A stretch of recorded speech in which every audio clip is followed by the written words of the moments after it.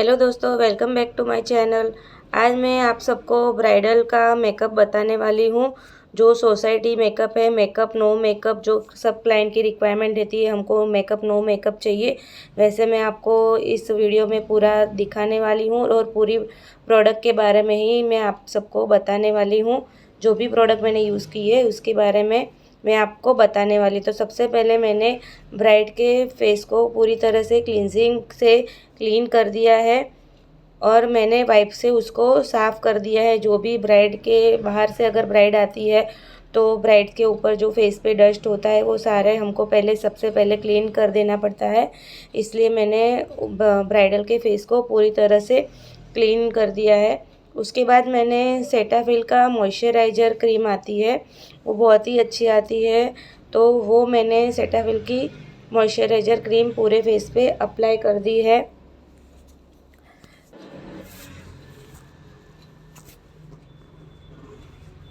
इस तरह से पहले आपको ब्राइडल को कवर कर देना है और उसके बाद जो भी हम प्रोडक्ट यूज़ करते हैं, अगर ब्राइड ने कुछ लहंगा वहंगा पहना हो, कुछ हैवी पहना हो, तो उसके ऊपर प्रोडक्ट अपनी गलती से गिर ना जाए, इसीलिए आपको पहले ब्राइडल को कवर कर देना है।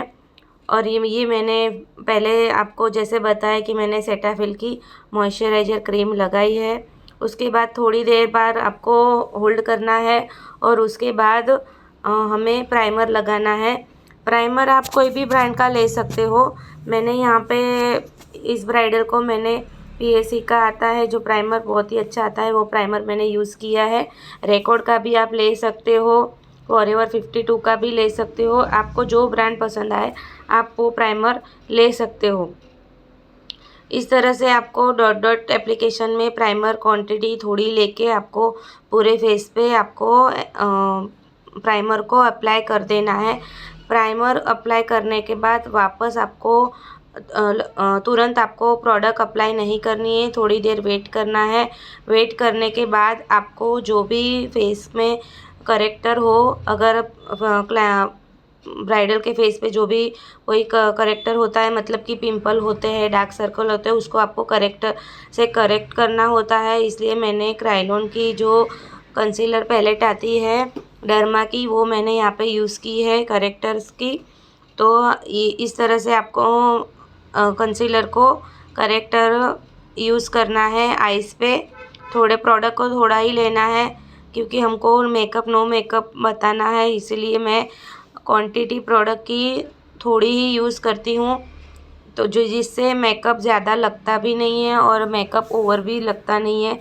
इसीलिए क्लाइंट की भी रिक्वायरमेंट थी कि मुझे मेकअप नो मेकअप चाहिए, इसीलिए मैं प्रोडक्ट को थोड़ी थोड़ी ही एप्लीकेशन करती हूँ और उसे अच्छी तरह से ब्लेंडिंग करती हूँ। तो इस तरह से मैंने सबसे पहले करेक्टर कर दिया है। उसके क्लाइंट की जो भी स्किन टोन होती है वो डर्मा की जो कंसीलर पैलेट होती है उससे हमको कंसीलर आपको चूज़ करना होता है। जो भी क्लाइंट की स्किन टोन होती है उसके उस स्किन के अकॉर्डिंग हमको कंसीलर लगाना है पूरी फेस पे और ब्लेंडिंग अच्छी तरह से आपको ब्लेंडिंग करनी है। इस तरह से हमको पूरे फेस पे लगा के और अच्छी तरह से उसको ब्लेंडिंग कर देनी है। ब्यूटी ब्लेंडर आपका अच्छा होना चाहिए क्योंकि ब्यूटी ब्लेंडर अगर अच्छा होगा तो ही आपको ब्लेंडिंग अच्छी तरह से होगी आपकी, और पूरे फेस को जो भी कवरेज होती है वो अच्छी तरह से आपको कवरेज मिलता है। ब्यूटी ब्लेंडर को अच्छी तरह से स्किन के अंदर आपको ब्लेंडिंग अच्छी तरह से करनी है। उसके बाद मैंने कंसीलर के बाद मैंने फॉरएवर 52 का 2 शेड लिए हैं, मीडियम टू डार्क और डार्क टू फेयर। ये दो जो स्किन टोन होते हैं वो सारे ऑल स्किन में हमको चलता है, क्योंकि ये दोनों जो स्किन टोन की फॉरएवर 52 के जो 2 शेड होते हैं, मीडियम और डार्क, वो दोनों शेड को मिक्स करके आपको एक और शेड बनाना है और उसी शेड से हमको क्लाइंट के ऊपर अप्लाई करना है। अगर डार्क स्किन होती है तो डार्क टोन ज़्यादा लेना है और फेयर टोन कम लेना है। अगर फेयर टोन ज़्यादा होती है तो फेयर टोन ज़्यादा लेना है और डार्क टोन कम लेना है। उस हिसाब से आपको फाउंडेशन की जो शेड है वो आपको मिक्स करके एप्लीकेशन करनी है और इस तरह से पूरी तरह से आपको ब्लेंडिंग कर देना है। अभी हम क्लाइंट का बेस बना रहे हैं, इसीलिए हम स्किन के अकॉर्डिंग बेस बनाएंगे और इस तरह से हम पूरे फाउंडेशन को ब्लेंडिंग अच्छी तरह से कर देंगे। फिर उसके बाद हमको ये ध्यान में रखना है कि जो भी अगर ब्लश है हमारे पास, जो लिक्विड ब्लश आता है, तो सबसे पहले हमको ब्लश कर देना है और फिर उसके बाद सेटिंग पाउडर या लूज़ पाउडर हम कर सकते हैं। अगर पाउडर ब्लश होता है आपके पास, तो हमको पाउडर ब्लश सेटिंग पाउडर के बाद फिर हमको पाउडर ब्रश का जो ब्लश आता है वो करना है। तो इस चीज़ का हमको ध्यान रखना है। जो लिक्विड बेस आता है वो सबसे पहले हमको लिक्विड का जो भी है एप्लीकेशन वो हमको सबसे पहले कर देना है। फिर ट्रांसलेशन या कॉम्पैक्ट पाउडर सेट करने के बाद हम कोई भी जो भी लिक्विड है या कोई भी हमको प्रोडक्ट है वो हम लिक्विड के बाद कर नहीं सकते। इसीलिए हमको ये ध्यान में रखना है कि जो भी लिक्विड बेस है वो सारे हमको पहले कर देना है। उसके बाद सेटिंग्स जो लूज़ पाउडर आता है उसके बाद पाउडर वाली जो भी एप्लीकेशन है वो हम सारी आफ्टर में करेंगे। तो यहाँ पे मैंने जो क्रायोलन का कंसीलर है उससे ही हमने जो क्लाइंट के जो थोड़ा फेस बहुत बड़ा था इसलिए मैंने थोड़ा सा कॉन्टोरिंग कर दिया है। हमारे डर्मा की पैलेट से ही मैंने ये कॉन्टोरिंग कर दी है। इस तरह से हमको कॉन्टोरिंग कर देना है और फेस को ब्लेंडिंग कर देना है। ज़्यादा फेस को हम कॉन्टोरिंग नहीं करते क्योंकि किसी किसी क्लाइंट को पसंद नहीं होता है ज़्यादा कॉन्टोरिंग, क्योंकि उससे फेस पूरा ही लुक अलग ही दिखता है। इसीलिए जो भी क्लाइंट की रिक्वायरमेंट हो उस हिसाब से हमको कॉन्टोरिंग करनी है, ज़्यादा कॉन्टोरिंग नहीं करनी है। फिर मैंने यहाँ पे क्रायोलन का कॉम्पैक्ट पाउडर लगा दिया है। अभी मैं सारे पाउडर बेस में ही जो भी एप्लीकेशन है वो सारे पाउडर बेस में ही मैं एप्लीकेशन करूँगी क्योंकि लिक्विड बेस की सारी एप्लीकेशन हो चुकी है। तो मैंने यहाँ पे क्रायोलन का कॉम्पैक्ट पाउडर लगाया है। उसके बाद मैंने क्रायोलन का ही लूज़ पाउडर जो आता है उसके स्किन टोन का मैंने लूज़ पाउडर पूरे फेस पे एप्लीकेशन कर दिया है और उसको अच्छी तरह से मैंने ब्रश की मदद से फिनिशिंग भी कर दी है। क्योंकि जो भी हमारा एक्स्ट्रा प्रोडक्ट होता है, जो भी हमारे एक्स्ट्रा प्रोडक्ट के अंदर जो भी हमारा बेस में हमारे जो फाइन लाइंस होती है उसके अंदर जो भी प्रोडक्ट होती है वो सारी सेट करने के लिए हमको ब्रश से उसको फिनिशिंग करनी पड़ती है। यहाँ पे मैंने जो भी ब्रश यूज़ किए हैं वो सारे मैंने बेली के यूज़ किए हैं और मैंने वो सारे अमेज़ोन से मंगाए हैं। जो भी मैंने प्रोडक्ट मंगाई है वो अमेज़ोन और मिंत्रा और उस हिसाब से मैंने सारे मंगाए हैं प्रोडक्ट। तो मैंने सारे प्रोडक्ट डिस्क्रिप्शन में लिंक कर दी है, तो आप वहाँ से, आपको अगर ख़रीदना हो तो आप वहाँ से बाय कर सकते हैं। मैंने यहाँ पे ब्राउन कलर का सबसे पहले आई शेडो कर दिया है। उसके बाद उसको थोड़ा स्मोकी आइज़ करना था, इसलिए थोड़ा सा ब्लैक कलर का उसको आउटर कॉर्नर में मैंने लगा दिया है। और क्लाइंट का थोड़ा सा रेड शेड था इसलिए मैंने रेड शेड भी आउटर कॉर्नर में थोड़ा सा लगा दिया है। और उसको ज़्यादा मतलब स्मोकी आइज़ नहीं चाहिए थी क्लाइंट को, इसीलिए मैंने क्लाइंट के फेस पे थोड़ा कंसीलर इनर कॉर्नर में करके मैंने उनको हाईलाइट करने के लिए लगा दिया है। और मैंने जो इनर कॉर्नर होता है वहाँ पे मैंने थोड़ा सा लाइट येलो शेड कर दिया है। आई शेड को हमें अच्छी तरह से ब्लेंडिंग कर देनी है, जिसकी वजह से अनइवन जो आई शेडो होती है वो अनइवन ना लगे, इसलिए आपकी ब्लेंडिंग जो होती है वो अच्छी होनी चाहिए। यहाँ पे मैंने जो आई शेडो लिया है वो बहुत ही अच्छी आई शेडो है, इसकी भी मैंने लिंक डिस्क्रिप्शन में लगा दी है। फिर मैंने यहाँ पे जो रेनी का मस्करा और लाइनर आती है वो बहुत ही अच्छी आती है, वो भी मैंने अमेज़ोन से मंगाया है, तो आप वहाँ से जाके बाय कर सकते हैं। जो काजल होती है वो लॉन्ग लास्टिंग होती है और स्प्रेड भी नहीं होती है, तो बहुत ही अच्छी आती है ये काजल। और उसमें मस्करा भी आता है वो भी लॉन्ग लास्टिंग रहता है। तो इस तरह से मैंने यहाँ पे रैनी की काजल और मस्करा लगाई है। तो आपको इस तरह से प्रोडक्ट को जो हम यूज़ करते हैं उस प्रोडक्ट को हमें क्वांटिटी हमें थोड़ी थोड़ी लेनी है और इस तरह से हमको प्रोडक्ट को एप्लीकेशन करते समय अच्छी तरह से प्रोडक्ट को कम लेकर और उसको अच्छी तरह से ब्लेंडिंग कर देनी है। तो आपका जो मेकअप होता है वो अच्छा दिखता है और बहुत ही क्यूट लगती है।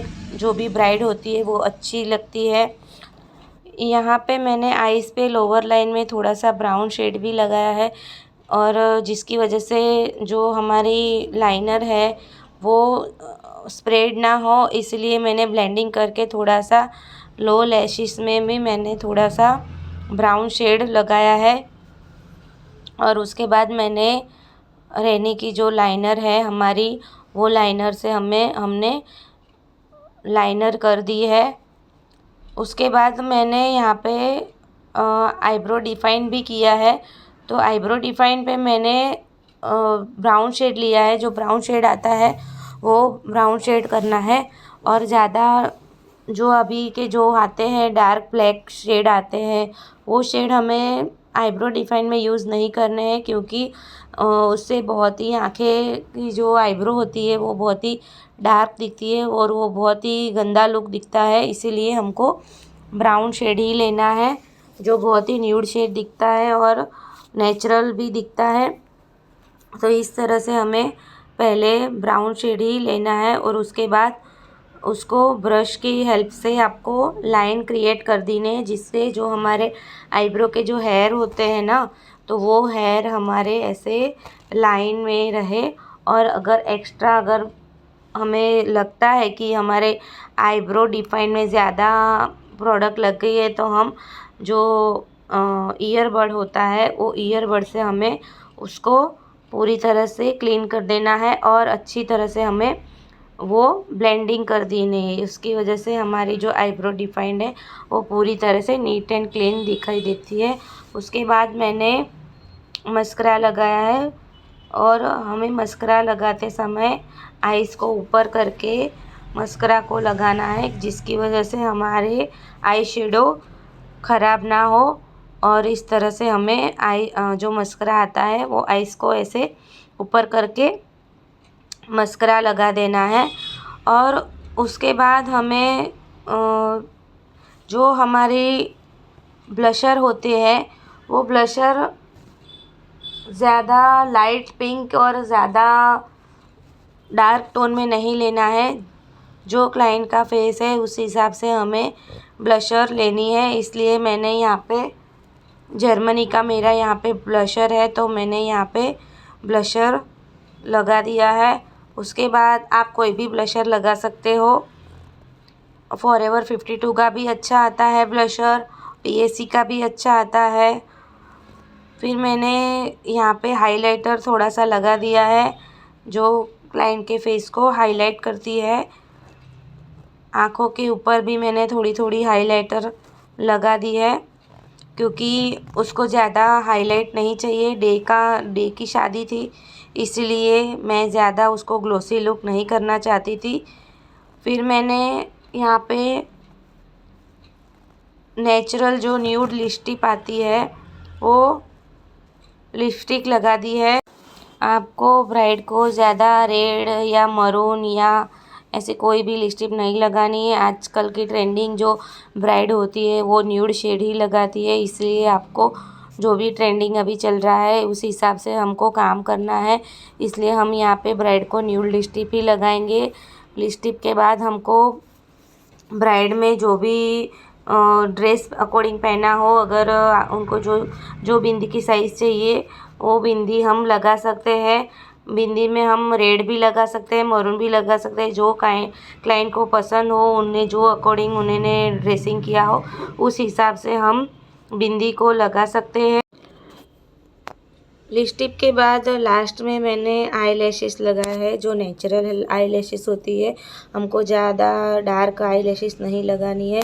जो भी लाइट नेचुरल जो होती है वो आई लैशेस मैंने यहाँ पे लगाई है। और हम क्लाइंट के जो भी ड्रेस अकॉर्डिंग होता है उस हिसाब से मैंने बिंदी भी फिक्स कर दी है। और सबसे लास्ट में मैंने यहाँ पे स्विस ब्यूटी का जो मेकअप फिक्सर आता है वो मेकअप फिक्सर से मैंने मेकअप को फिक्स कर दिया है, जिससे हमारा जो भी मेकअप है वो लॉन्ग लास्टिंग रहे। तो हमारा ये मेकअप नो मेकअप है, जो ब्राइडल मेकअप है वो हमारा ऑलमोस्ट डन हो चुका है।